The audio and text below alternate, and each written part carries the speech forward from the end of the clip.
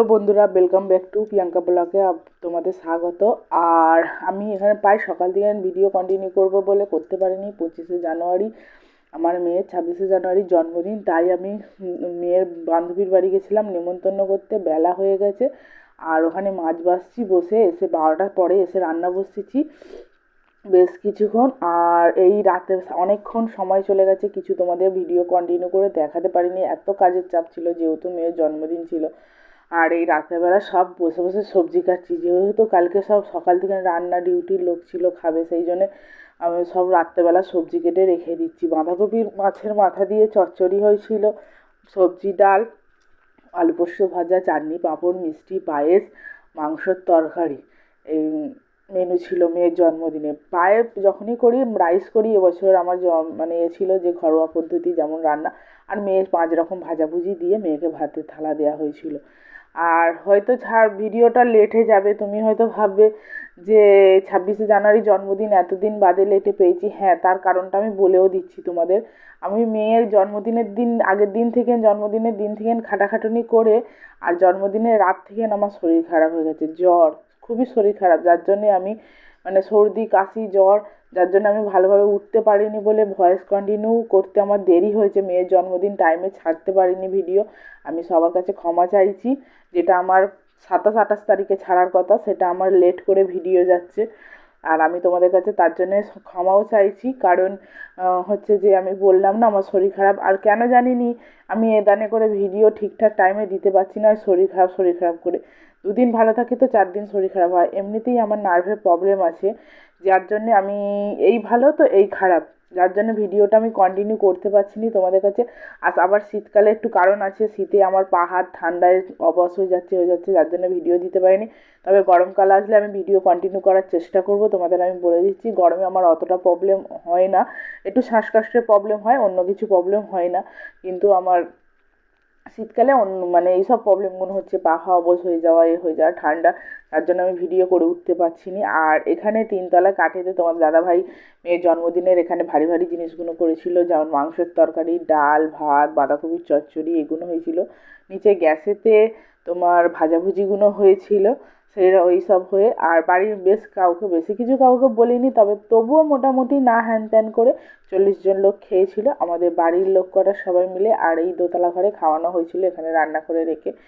আর বাড়ির লোক কটা আর সেইখানে যে জায়েদের সাথে নিয়ে থাকতাম তাদের বলেছি। এই তো তার মধ্যে যে ছোটো জাটা এ করছে, আর তার মেয়ে এই সবজি সব ওপরে তুলে নিয়ে যাচ্ছে, যেহেতু 3তলায় সবই জানো, 3তলায় রান্না করলে ওপর নিচে করে তুলে আর সামান্য কিছু সাধ্যের অনুযায়ী আমি ঘরটা সাজানোর চেষ্টা করেছি মেয়েদের খুশি দেওয়ার জন্যে, খুশি করার জন্যে। কারণ ছেলে মেয়েদের সন্তানের সুখ হচ্ছে বাবা মায়েদের সুখ। আর ছেলে মেয়েদের আনন্দ দেওয়ার জন্য, মন সান্ত্বনা করার জন্য আমি করেছি এটা। সেরকম করে সাজাতে পারিনি, যেমনটা পেরেছি তেমনটা করে মেয়েকে আনন্দ দেওয়ার জন্য করেছি। আর আমি জানি ছেলেই বা কি মেয়ে বা কি, ছেলে মেয়ে দুজনেই সমান। আমার ছেলে নেই বলে যে আমার মেয়েদের মনে কষ্ট দেবো তা নয়। আমি একটা নিজে মেয়ে, মেয়ে হচ্ছে সবচেয়ে গুরুত্বপূর্ণ, ঘরের লক্ষ্মী, আমি এটা মনে করি। তারা হচ্ছে ঘরের একটা ঐশ্বর্য। আর মেয়েরা হচ্ছে বাপের বাড়ির যে সুখটা পায় শ্বশুর বাড়ি গিয়ে পায় না। তা আমি চেষ্টা করব যতটা সুখ আমার মেয়েদের আমি দিতে পারবো ততটা চেষ্টা করব। সব আদরটা হয়তো রাখতে নাও পারি ক্ষমতা অনুযায়ী, তবে চেষ্টা করব যতটা ওদের বায়না আদর মেটাতে পারি। কারণ সমস্তটা আদর তো মেটানো যায় না, সমস্ত আদর মেটাতে গেলে সাধ্যের দরকার। আর আমাদের সেই অনুযায়ী সাধ্য নেই, আমাদের যেমন ইনকাম তেমন চলতে হয়, তবু সব কিছুটা বায়না সব মেটানোর চেষ্টা করি। আর এখানে হচ্ছে ওর কাকা আশীর্বাদই করছে, সেজো কাকা, ছোটো কাকা, এটা সেজো কাকা নয়, আমার বলা ভুল হয়েছে, বাড়ির ছোটো কাকা আশীর্বাদই করছে। এই আমার ভাই দাঁড়িয়ে আছে সাইডে। আর ওই জায়ের মেয়েরা বন্ধু বান্ধব, মেয়ের একটা দুটো বন্ধু বান্ধবদের বলেছে। আর ওগুলো তো আমাদের ননদ হয়, জানো তোমাদের বলেছি আমি যেহেতু। আর ওই জায়ের ওইখানে জায়েদের মেয়েরা এখানে কেক আশীর্বাদই করছে সবাই এসে। আমি আগে জানতাম না যে আশীর্বাদই করতে হয়, আমি আগে এমনিই কেক কাটাতাম। এটা আমি এক গুরুজনের কাছ থেকে শুনেছি যে আশীর্বাদই করতে হয়, যে ওখানে যে জাটা সেই বড় জাটা আশীর্বাদই করতে হয়। তাই এবছর আমার মেয়ের আশীর্বাদই করেছি। তবে আশীর্বাদই করার সময় আমার চোখটা একটু ছলছল করছিল, মনে মনে ভাবছিলাম যে আজ আমি আমার মেয়েকে হাসি মুখে আশীর্বাদই করছি। একদিন আসবে মেয়ে, কন্যা সন্তান, বিদায় দিতেই হবে, সেই দিন আমাকে কাঁদতে কাঁদতে আশীর্বাদই করতে হবে। তার জন্য আমার মনটা খুবই খারাপ লাগছিল যে ভগবান কন্যা সন্তানদের ভাগ্যে কেনই এরম পাঠায়, এক জায়গা থেকে জন্ম নিয়ে বড় হয়ে আরেক জায়গায় যেতে হয়, কিন্তু পরে যে ছেলের হাতে যায় তারা সেই কষ্টটা বোঝে না, তারা তাদের কষ্টই দেয়, ভাবে যে মানে কি রাজত্ব করলাম, কিন্তু তারা সব বোঝে না। জন্ম ঠাঁই ছেড়ে বাবা মাকে ছেড়ে এসে তারা অন্যের ঘরে বাস করে, তাদের ভালোবাসা দিয়ে পরিপূর্ণ করতে হয়, সেটা ওরা বোঝে না। যাই হোক, এইখানে ওর মেজ ঠাকমা ওর ঠাকমা আশীর্বাদী করছে, আশীর্বাদী যেহেতু বাকি ছিল, ওর ঠাকমাই লাস্ট ছিল, আশীর্বাদী করেছে। সবাই যে যেমন পেরেছে আমার মেয়েকে আশীর্বাদী করেছে, তোমরাও আশীর্বাদ করো। আর আমার ছোটো মেয়ে কোমরে হাত দিয়ে দাঁড়িয়ে আছে, আর তোমাদের কাছে এই কামনা করি যে তোমরা আশীর্বাদ করো আমার মেয়েরা, দুই মেয়ে যেন সুখে থাকে, ভালো থাকে। তোমাদের কাছে এটাই কামনা করি আমার মেয়েদের জন্যে। আর হচ্ছে এখানে কেক কাটবে বলে সবাই করেছে, প্রদীপ জ্বালা হয়েছিল এই আশীর্বাদের জন্যে। আর ওই মোমবাতি ফোমবাতি নিয়ে এসেছে, জ্বালছে, জেলে কেকটা কাটবে। হ্যাঁ, তা সেই জন্যে আমাদের তো ছোটোবেলা দিয়ে কোনো দিন হয়নি, কারণ আমাদের সময়ে তখন মানতো যে মেয়েদের জন্মদিন করতে নেই, কপালে কষ্ট আছে, এই আছে ওই আছে। আমি মনে করি যার ভাগ্যে যদি কষ্ট থাকে যাই করো, সে সারা জীবনই তার ভাগ্যে কষ্ট, বলে এককাল সুখ এককাল দুঃখ, জানি না। আমার তো ভাগ্যে ছোটোবেলা দিয়েই মানে কষ্ট বলবো না কি, আমাদের সেইরকম কষ্ট এখনও আমি সুখের মুখ দেখিনি। হয়তো দেখি, মানে মোটা ভাত মোটা কাপড় আমরা খেতে পাই, পরতে পাই, কিন্তু শখ আহ্লাদ সেরকম করে উঠতে পারিনি। আর মেয়েদের চেষ্টা করি, ওদের সব শখটা হয়তো আমি পূর্ণ করতে পারিনি, কিন্তু চেষ্টা করি সব পূর্ণ। আর সেই জন্যে আমি চাই যে আমার দুটো মেয়ে, তো কী হয়েছে, ছেলে বলে কি আমি তাদের ছেলে নেই বলে কি তাদের করবো, আমার দুটো মেয়ের জন্মদিন আমি করি।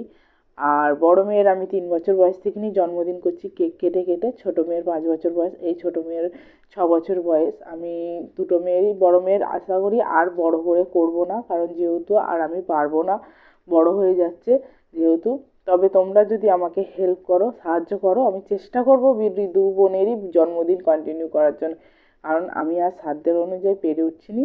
বড় মেয়ের করবো, ঘরযজ্ঞে করবো, একটু কেক এনে করে দেবো, যেমন এই নেমন্তন্ন আছে, আর আমি পেরে উঠবো বলে হচ্ছে না, কারণ মেয়ে উঁচু ক্লাসে উঠছে, সে একটা খরচা আছে, দায়িত্ব আছে।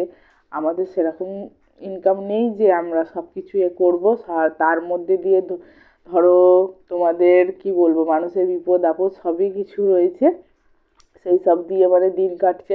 আর হ্যাঁ, আমি তো বললাম আমি ডেলি ব্লগের ভিডিও আমি কন্টিনিউ করতে পারছি না, আমার শীত পড়াতে কিন্তু শরীর খারাপ যাচ্ছে আমার। হয়তো প্রায় 1 মাসের ওপর আমি ভিডিওই দিইনি, 1 মাস ছাড়া ভিডিও দিচ্ছি। আমি বুঝছি আমার চ্যানেলটা গ্লো করা যেমন ডাউন হয়ে যাচ্ছে, আমার ভিডিও এতে যাচ্ছে, তবে তোমাদের কাছে আমি বারবার করে ক্ষমা চাইছি, তোমরা আমাকে সাপোর্ট করো, হেল্প করো, করলে আমি নিশ্চয়ই মনের উদ্দেশ্য। আর এই যে বলেছিলাম সব এখানে ওপর ঘরেতে খাওয়া দাওয়ার হচ্ছে।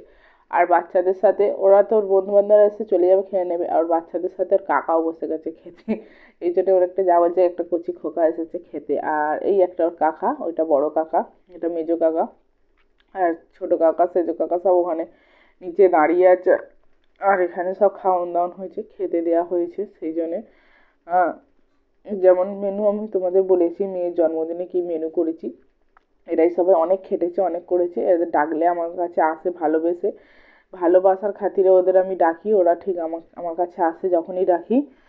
আর হচ্ছে ওরাও ডাকলে, আর এইখানে আমাদের দুটো গোপুচন্দ্র বসে আছে, কারণ ওখানে একটা আমার ওই বাড়ির জায়ের গোপুচন্দ্র আর আমাদের বাড়ির গপু, দু বন্ধু এখন গল্প করছে। আর মেয়ে